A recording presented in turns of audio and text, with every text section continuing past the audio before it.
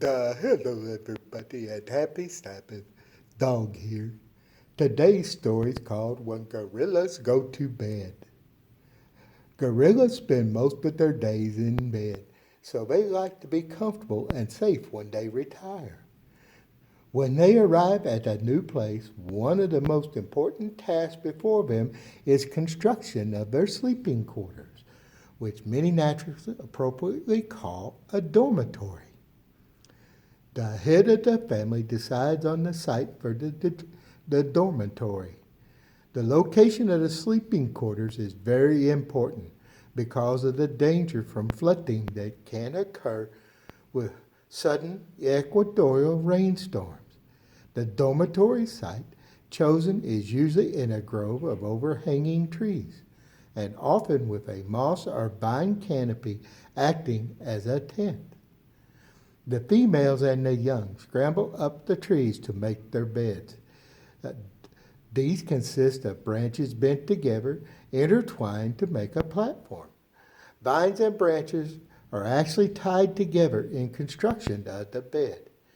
In one such bed, more than 24 complete knots were counted at one time. On the platform, sticks, leaves, dry earth, the vines, and moss form the mattress. Occasionally, a mother gorilla will build a smaller cot beside her for her infant. A woman traveler who observed some gorilla beds said she could find them quite comfortable. It's rather amusing to imagine gorillas sleeping, because they sleep on their backs with their arms crossed behind their heads.